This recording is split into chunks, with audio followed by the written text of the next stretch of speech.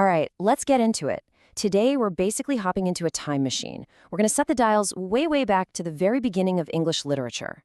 We're going to meet our Anglo-Saxon ancestors not just by looking at what they did, but by trying to understand what they felt, what they feared, and what they dreamed about. It's going to be a wild ride. So let me just start with this question. What if you could actually read the minds of your ancestors? I mean, really get inside their heads. Not just the dry facts, like who they fought or what they ate, but what was really going on in their hearts. Well, here's the cool thing. In a way, you can. And that's exactly what we're going to explore. You know, literature is so much more than just a pile of dusty old books. Think of it like a special kind of time machine. It's a portal that doesn't just show you the past, it lets you feel the past. It's like it cracks open a door and our imagination can just walk right through into this world of heroes, beauty, and total mystery. The writer Goethe put it perfectly. He called literature the humanization of the whole world. And that's it, right? It's not about memorizing dates or the names of battles. It's about connecting with the deeply human thoughts and feelings of people who lived and breathed centuries before we ever existed. So what does it actually preserve? Well, all the big stuff. The things that still matter to every single one of us today. Ideals like love and faith and a sense of duty, friendship, freedom, reverence.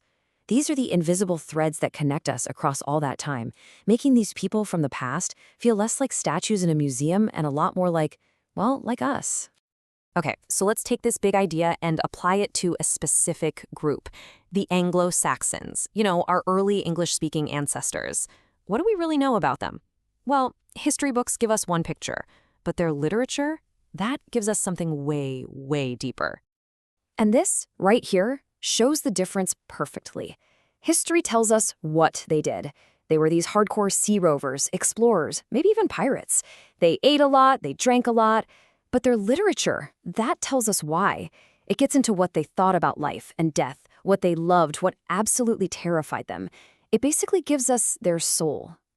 So where do we find all these juicy details? Well, our first and biggest clue is this incredible epic poem called Beowulf.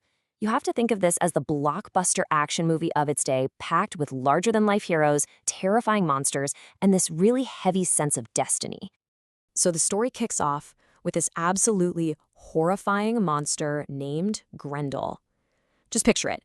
You've got this great hall, the center of life for the Danish king and his warriors. It's supposed to be a place of safety and celebration.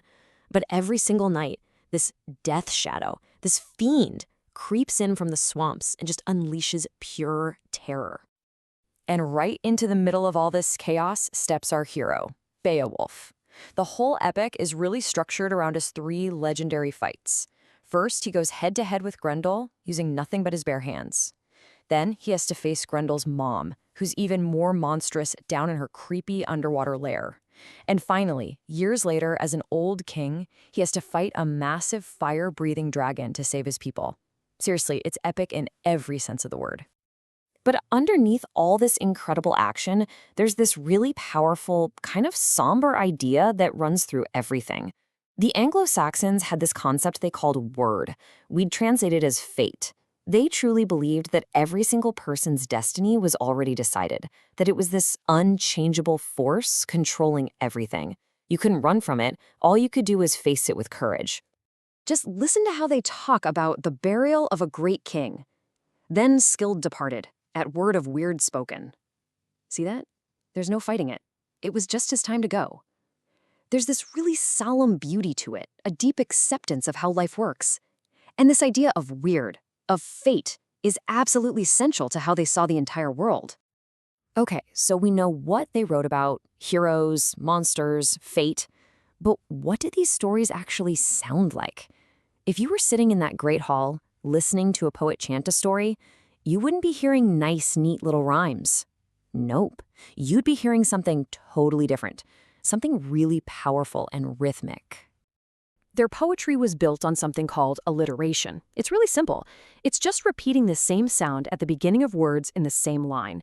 This was the musical heartbeat of their poems. It gave them this driving, chanting rhythm that was absolutely perfect for telling these epic stories out loud, probably with a harp playing in the background. Let's just listen to a quick example so you can really hear what I'm talking about. The line goes, "Comrades, still heeding his word of command. Hear that? That hard C sound? Comrades. Command. That's the alliteration. That strong, punchy repetition. That was the music they were listening for, not the kind of soft end-of-line rhymes we're so used to today. Okay, so as time marches on, this huge new influence arrives in England and it changes their stories forever. That influence was Christianity.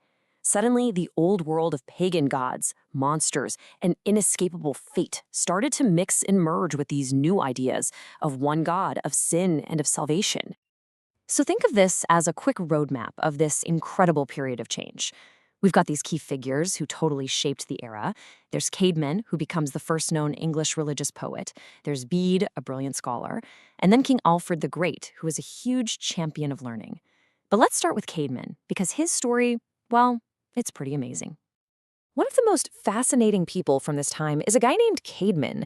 Now, he wasn't some warrior poet from the old tradition. Not at all. He was a simple cattle herder at a monastery who, as the story goes, was miraculously given the gift of song in a dream.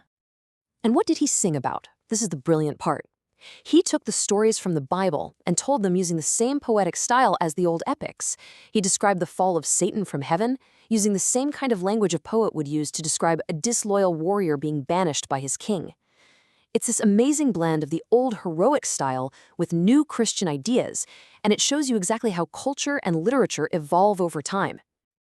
Okay, so we've traveled back more than 1,000 years. We've met monster slayers and monks, but so what? Why does any of this ancient stuff matter to us right here, right now? It's a fair question.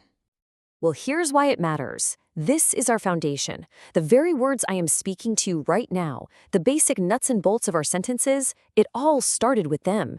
This old, tough, vigorous Anglo-Saxon language is the bedrock that our modern English is built on.